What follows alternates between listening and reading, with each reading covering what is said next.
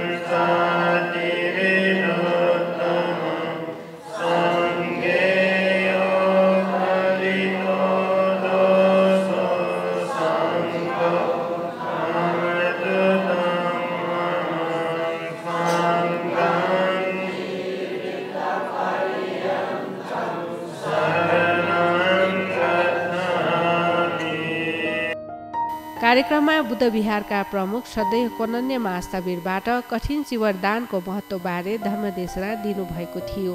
बुद्धकालीन समयमा वर्षातको समयमा भिक्षुहरूलाई 3 महिनासम्म एउटै विहारमा वर्षावास बस्ने गरी भगवान बुद्धले नियम बनाउनु भएको थियो। त्यस बेला भिक्षुहरू प्रतिबद्धतासहित एउटै विहारमा वर्षावास बस्नुहुन्छ। वर्षावास पुरा भएपछि पवारना कार्य गरिन्छ। यसरी पवारना गरिसकेपछि मात्र उक्त विहारमा कठिन चिवरदानको आयोजना गरिने उहाँ भन्तेले बताउनुभयो। समाजे आनन्द छिसङ खनचनको दु नियम अनुशासन चाहे बिहारको नियम धा चाहे संघ खल पुचयको नियम धका धा चाहे राष्ट्रियता हाके निम्ति वो विधीय शासन संविधान धका धा अन्न सानोलाई ऐन ठुलोलाई चैन जुल धका धेउ खासा वो यौंक न्याय मखु एजा तथागत वो नियम सक्कसितम बराबर उत्तिज्ञंक लागू एनायंके निम्ति समय सापेक्षित रूप व्यावहारिक कठिनाई त उचित संबोधन याना वस्पोल नीति नियम प्रज्ञप्त एना बिजागो चैस खंका होने फु गुबले तथागत शास्त्रैगो ई बुद्धकालीन व इले बरसात या गुगो ईदु व फेव जचने गो इले धर्म यत क घना कर्म थत चुत्तु चुला न्यामा गो अवस्था चखु बखु तक्कन बरसात इले उखे ठुखे मजुइगु वठेन्तु समकालीन कथा तीर्थंकर पिनी शिष्य पिनी दठुई न पज्जूसन नियम धका छगुए थासे चनेगु नियम दो तर तथागत शास्त्र उपी शिष्य भिक्षुपी उखला ठुकला इग मिग अट मट कना जुलदैगु गुगु छगु आलोच्य कथा छगु लिपवना तथागत शास्त्र समक्ष झीन ठुक थैगो नीति नियम प्रावधान याना वने दुस जुधैगो प्रार्थना जुगु कथ तथागत अनुजानामि भिक्खवे वस्सं उपगन्तुम अनुजानामि भिक्खवे वस्साने उपगन्तुम कथ नीति नियम प्रावधान जुसेली स्वलयंक बरसात ई आषाढ़ पुनी बा झैसं गुरु पुनी दकादै उगु पुनी न निसे स्वलयंक या वर्षावास चनेगु वो प्रावधान जुलसा स्वलयंकन छथा भन्तेपि वर्षावास चनेगु ई गुबले छगु प्रतिबद्धता सहित संकल्प सहित प्रतिज्ञायना इमस्मिं विहारे इमं तेमा संवत्सं उपेमि इद वत्सं उपेमि कि छवे थासे जी स्वलयंक वर्षावास चने धका संकल्प सहित न्याय ठुक थैगो वर्षावास नियम स्वलल्यु एदैगो कति पुनी तक थेनी बले अले भन्ते पिनी वार्षिक शुद्धिकरण रूपे पाक्षिक शुद्धिकरण नंदु तर वार्षिक शुद्धिकरण रूपे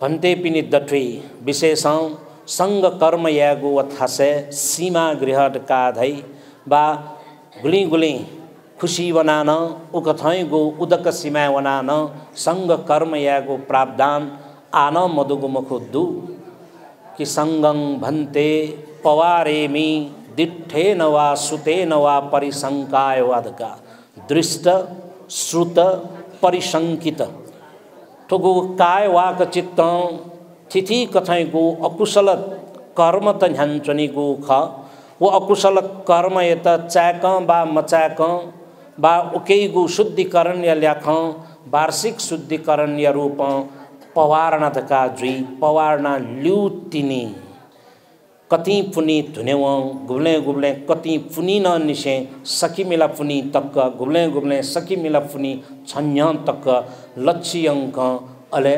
वर्षावास जुगु फुओंगो व बिहारे कथिंची वरदान जुगु खासा वह प्रावधान वह नियम गुकेत थौनन छैसन छगु सांस्कृतिक धरोहर कथ न्याका चनगु जुलसा थो बुद्ध शासन या खेले थो छगु महत्वपूर्ण दान रूपेण चुकैत कैतगु जुलम।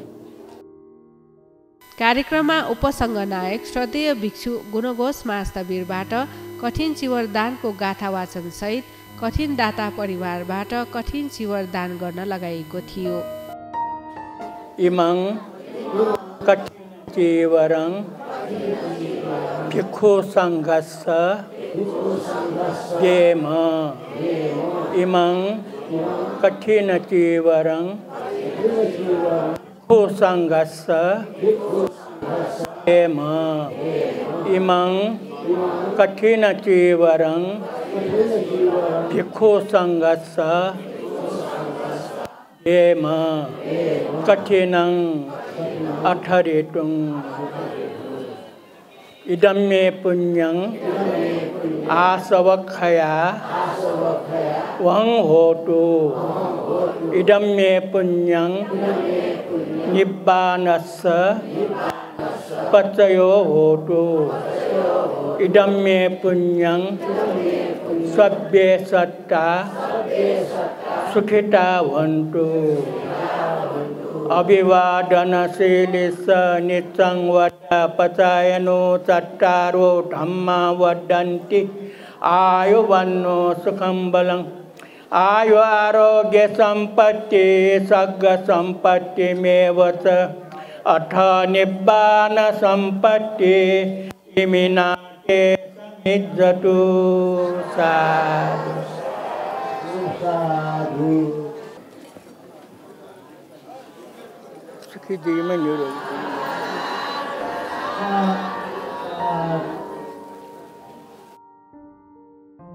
कठिन चिवर दान भनेको अष्टमहाकुशल दानमध्ये एक भएको बताउँदै कठिन चिवर दानले समाज तथा परिवारमा कल्याण हुने सबैले सुख शान्तिको अनुभूति गर्न पाउने श्रद्धेय उपतिष्ठ महास्थवीरले बताउनुभयो। नेपालमा मात्र होइन विश्वभरि जहाँ जहाँ उपसम्पदा लाभी भिक्षुहरू बस्नुहुन्छ त्यहाँ त्यहाँ बिहारमा दाताहरूको इच्छा अनुसार कठिन चिवर दान लगायत अष्ट परिष्कार दान दिई दाताहरूले महान पुण्य सञ्चय गर्ने अवस्था यो महिनाभित्र पाउनुहुन्छ। त्यसैले यो काल दान पनि भनिने गर्छ।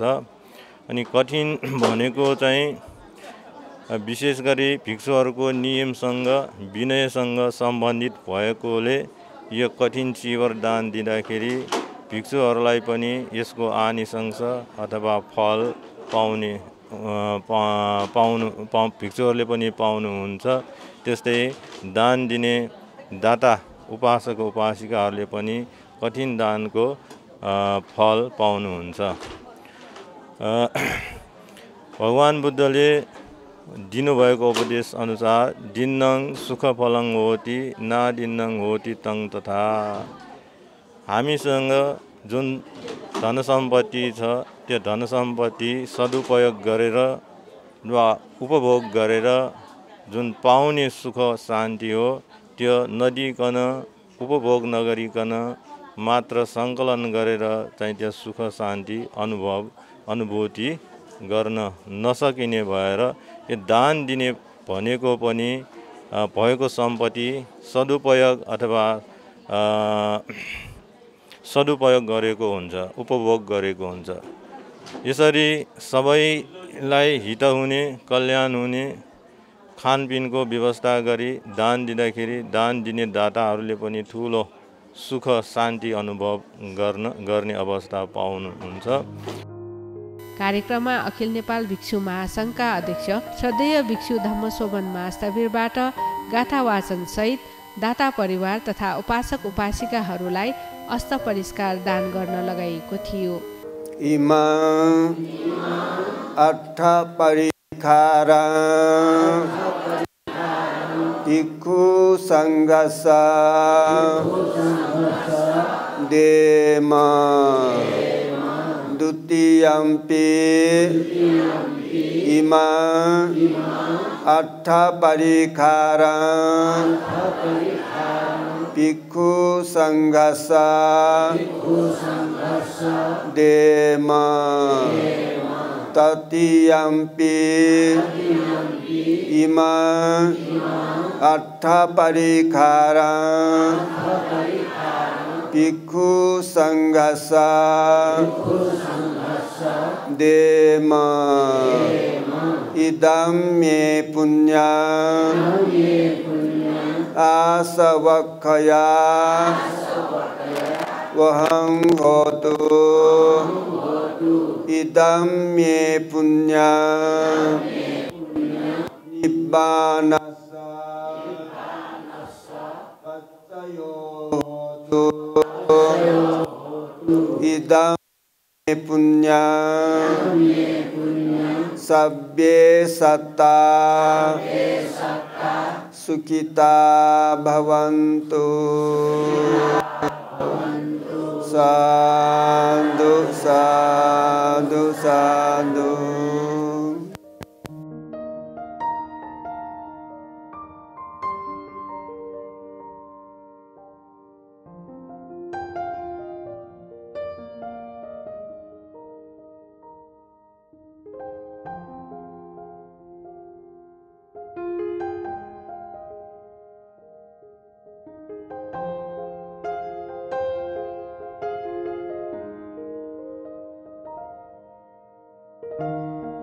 हामीले प्रतीत्य समुत्पादको बारेमा थाहा पाउनुपर्ने र त्यही अनुसार हामीले काम गरिरहेको बताउँदै भगवान बुद्धले बताउनु भएको 4 आर्य सत्यको बारेमा थाहा पाउनुपर्ने कठिन दाता जितेन्द्र साक्य बताउनुहुन्छ।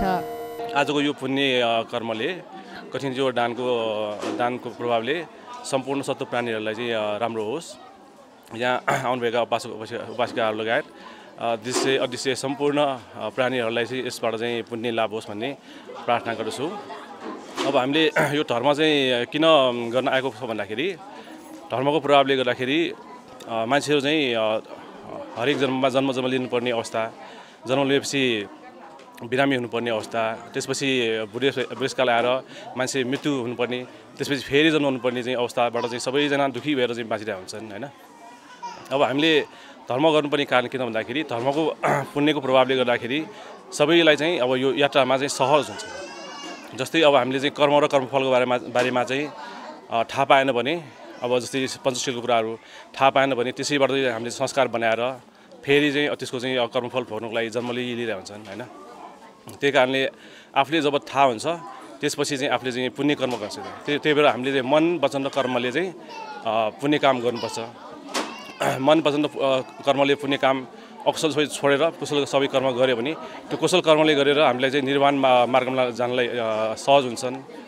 त्यसको लागि चाहिँ हामीले चाहिँ अब दान शील र ध्यान भावना चाहिँ अभ्यास गर्नुपर्ने हुन्छ होइन।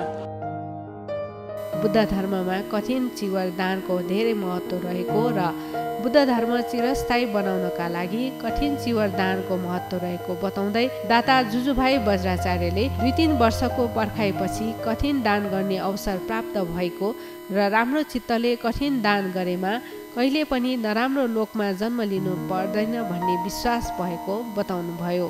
बुद्ध धर्ममा दानको महत्त्व धेरै छ। त्यसमध्ये पनि त्यो कठिन दान भनेको बुद्ध धर्ममा साह्रै महत्त्वपूर्ण दान हो। यो दान गर्नाले बुद्ध धर्म चिरस्थायी हुनको लागि भन्डेहरूलाई जुन वस्त्र हो लुगा हो यो कठिन दान भने नि त्यो वस्त्र दान गर्ने।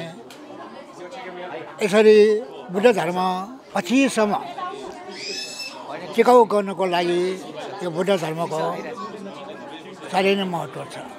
यो कठिन दान यो 1-2 वर्षको मेरो प्रयासले होइन, यो 2-3 वर्ष अगाडिदेखि नै मैले कोसिस गरिरहेको। सङ्घले समयले साथ दिएर यस वर्ष यो उत्सव गर्न पायो। म साह्रै खुसी छु, साह्रै खुसी छु। कार्यक्रमको अन्तमा यस कठिन दानको आनिशंसको पुण्य प्रभावले दिवंगत भइसकेका ज्ञाति बन्धुहरूको निर्माण कामना सहित सबैको जीवनमा सुख शान्ति तथा दीर्घायुको आशिका गर्दै पुण्यानुमोदन गरिएको थियो।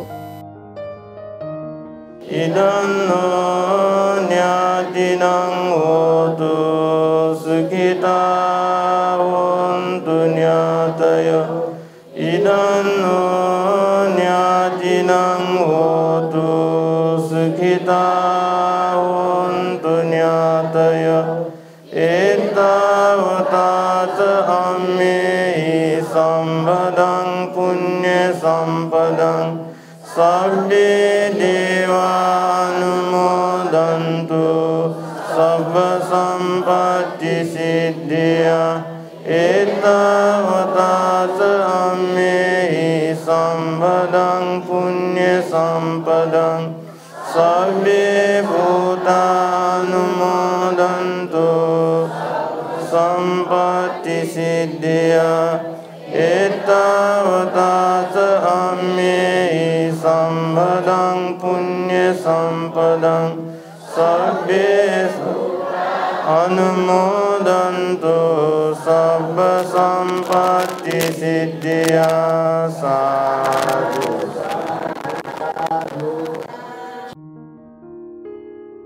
पुण्यानुमोदनपछि कार्यक्रमको अन्तमा उपस्थित भिक्षुगण अनागारिका गुरुमाहरूलाई उपासक उपासिकाहरूबाट दान प्रदान गरिएको थियो।